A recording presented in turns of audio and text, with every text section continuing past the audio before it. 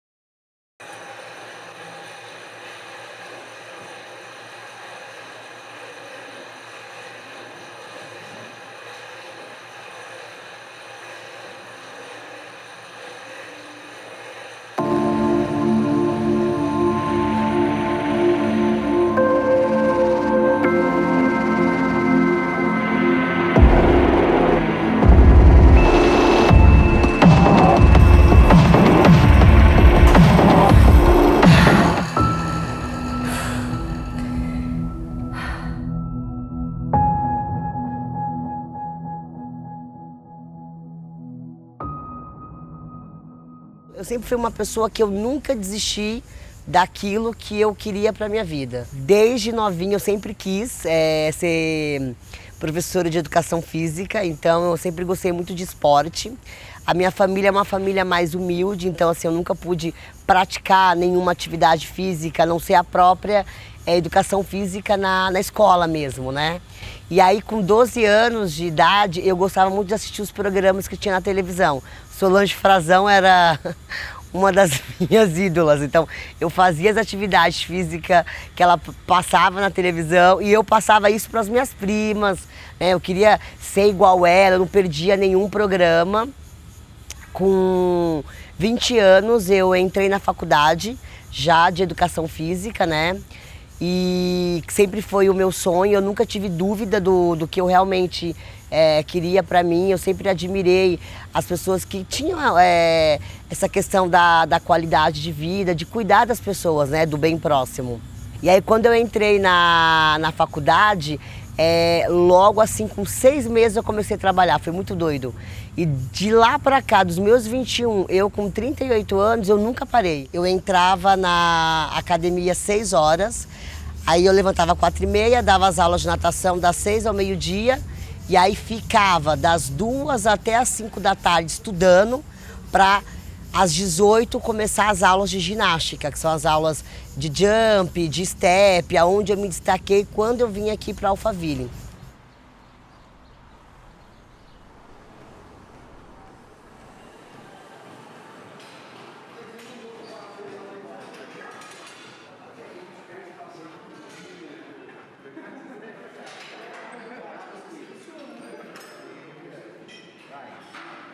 Então era uma rotina assim bem intensa. E nesse meio tinha alguns personagens quando eu comecei a seguir a carreira de personal. Até então eu era professora de ginástica. Então eram 10 horas de aulas todos os dias, né? E acordava muito cedo, então era 4h30 da manhã eu saía de casa e só voltava 10h30 da noite, porque entre uma aula e outra eu não tinha tempo para ir, não tinha carro. E entre uma aula e outra eu acabava ficando muito tempo aqui na praça, né? Porque já tinha treinado, né? Já tinha almoçado. E foi quando um dia eu aqui sentada falei assim, olha, Deus, por tudo que eu venho passando, por tudo que eu venho batalhando, eu fiz uma meta, né, e um objetivo na minha vida de vir morar aqui em Alphaville e me tornar uma das melhores personagens, porque eu admiro algumas pessoas que são daqui. Falei também que eu queria ter um cachorrinho para passear, né, aqui em volta as pessoas passeiam muito com os cachorros, eu achava isso muito legal, vendo as famílias, e eu sentia falta, né?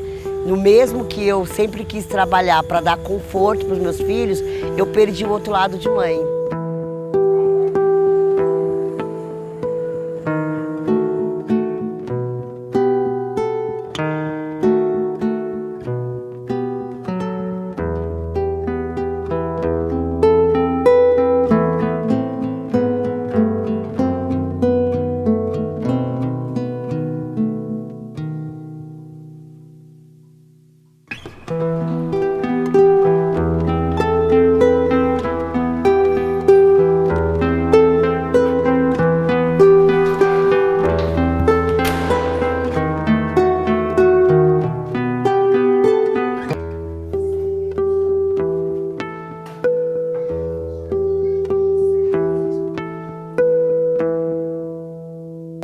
Assim, o fato, eu tinha uma rotina muito intensa, né, de personal, 12 horas, né, e aí o sonho era ser fisiculturista desde quando eu entrei na faculdade com 20 anos, então a minha primeira competição foi aos 36, eu tenho 38 anos. E a primeira restrição alimentar da preparação foi muito forte. Ali eu percebi que eu já tive um indício. A dieta de fisiculturismo já é, na verdade a gente nem chama de dieta, né, é uma restrição alimentar onde você realmente faz uma alimentação totalmente diferente de uma pessoa normal. Então, tanto de açúcar, de gordura, você deixa de sair com seus amigos, você deixa de ir em eventos sociais, isso já acaba te causando um certo transtorno. Então, eu comecei a perceber que eu tinha uns escapes, onde eu tinha um momento que eu ficava numa adrenalina muito forte.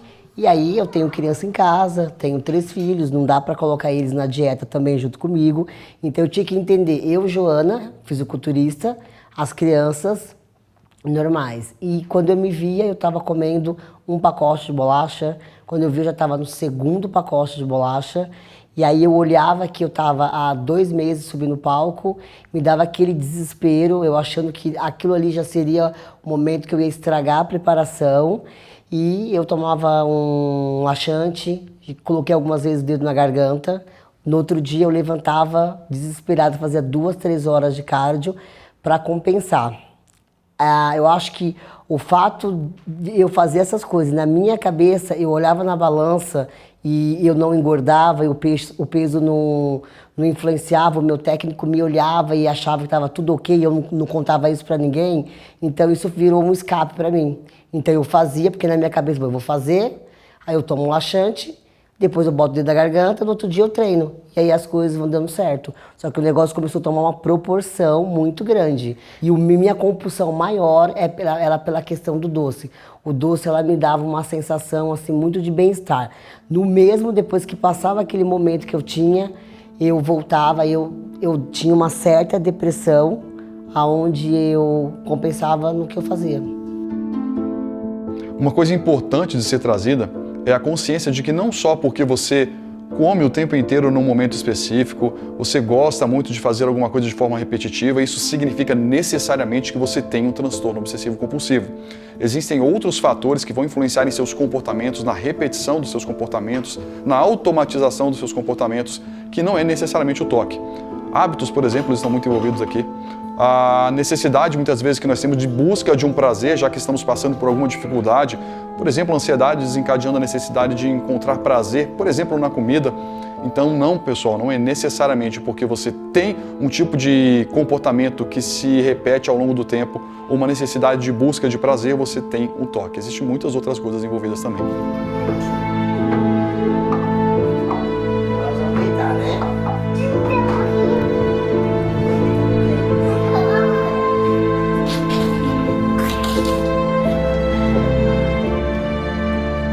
Primeiro que é uma cobrança sua, né, das pessoas que acreditam em você. Então tem o seu técnico envolvido, tem os parceiros que te patrocinam, tem os seus amigos, tem a sua família. E aí você se pergunta, primeiro, por que você se permite fazer isso? mais importante ela já fez para chegar ali, que era querer mudar.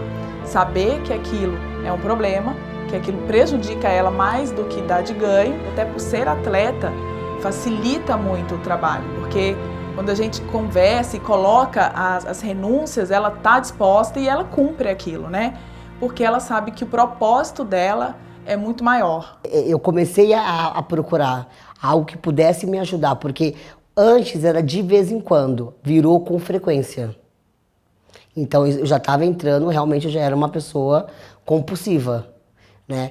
O mesmo é que o meu corpo, ele não respondia assim, eu comia, isso não fazia um efeito no meu corpo, assim, engordei 1, 2, 3 quilos. Aí isso que fazia com que eu comesse de novo, pelas coisas que eu vomitava ou tomava laxante, mas eu não podia ficar desse jeito, não era normal. Não só porque eu sou fisiculturista, porque dentro de um padrão de alimentação, que é assim, né, não digo dieta, as pessoas elas têm que pensar em uma alimentação saudável. Ela pode comer assim no final de semana. E eu falo isso para os meus alunos de personal, falo isso para os meus filhos. Você pode comer no final de semana uma coisa que você gosta, você precisa ter controle. Mas eu comecei a buscar, de repente, o meu cansaço do dia na comida. Algum problema que eu tinha fora na comida. Ou coisas minhas pessoais na comida. Mas aquilo já estava fora do controle. Há vários fatores, né, que podem causar, no caso, esse transtorno.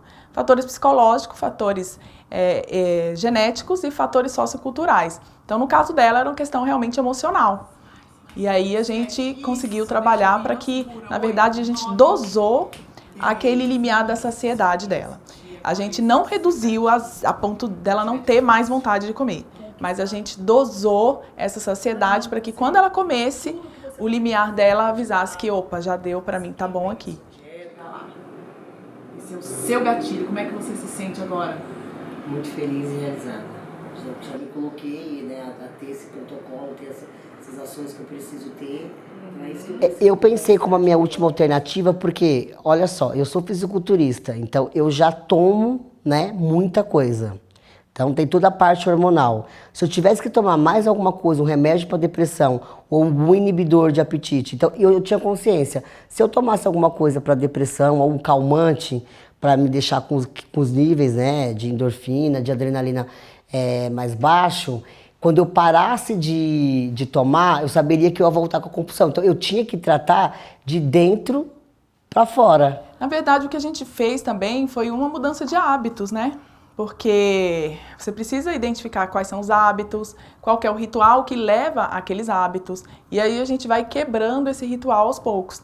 Trabalhamos muito com ressignificação, né, com sensibilidade e também com substituição, com punição também, né? Então ela teve ali os momentos onde ela se punia por ter exagerado, se punia por ter errado, e aí a gente cria aquela associação negativa no cérebro dela. E aí a gente acaba com aquele sentimento de frustração, que é o que o transtorno compulsivo faz, né? Porque a pessoa que tem esse transtorno, ela come exageradamente, sem perceber, de maneira inconsciente, e depois vem aquele sentimento de culpa por ter feito aquilo. Muitas querem colocar aquilo para fora, né? E acabam tendo outros problemas aí. Então, a gente trabalhou muito nesse sentido. Então foi aí que a Renata ela falou e eu comecei a entender realmente. Enquanto eu não tirei todos os medos que eu tinha travado, eu comecei a entender melhor eu, Joana, né? Joana pessoa, não Joana tipo Mulher Maravilha, que eu achava que eu podia fazer tudo. Aí eu comecei a entender, falei, putz, realmente você tem razão. Porque daí você começa a pensar. Então eu não pensava para fazer as coisas. Por isso que eu entrei numa compulsão alimentar, porque eu só comia, não tinha aquele parâmetro de pensar. Então realmente é uma coisa de dentro para fora, que o remédio não trabalha isso. Você vai parar, você vai voltar e você vai ficar naquilo direto, sua vida toda. A Renata, ela fez eu entender essa coisa de eu me respeitar. Por isso que eu falei do respeito a mim mesma, essa cobrança interna minha. E aí eu comecei a trabalhar melhor esse lado e comecei a respeitar o meu corpo. E aí assim, né, eu sou super grata à Cortex. Hoje eu abro bolacha, parece ser uma coisa tão boba, mas para mim é uma vitória eu poder abrir uma caixa de bis. Porque assim, não é uma necessidade. Não é uma vontade, eu tô com vontade, porque se eu também tô com vontade, eu aprendi que eu posso comer. A nossa mente é tudo, né? Para qualquer coisa que você faz na sua vida. Então, você ter um controle mental não é só para a parte alimentar, onde conta mais, no meu caso, mas a parte motivacional, né? É você se motivar todo santo dia para você alcançar um objetivo. Desde eu ganhar um troféu, que é muito importante para mim, participar de um campeonato, ou alguma coisa que você busca, né? A hipnose hoje eu vejo como uma qualidade de vida para as pessoas, porque assim, você fazer um tratamento onde você precisa passar por um período de medicamento, você também tá criando uma outra compulsão em relação ao remédio. Quando você começa a tratar a sua mente e você começa a entender como que ela funciona, como você funciona, você consegue vencer qualquer batalha. Hoje eu vou no mercado, faço as minhas compras, saio com as crianças. Quando eu estou liberada para comer o que eu posso, eu como com tranquilidade. Então eu já estou preparada, já vou entrar numa preparação para um campeonato maior, que é o Mister Olímpia na Argentina. A Renata vai me acompanhar para eu manter esse processo, porque é uma adrenalina o tempo todo. Eu falo, é um dia após o outro.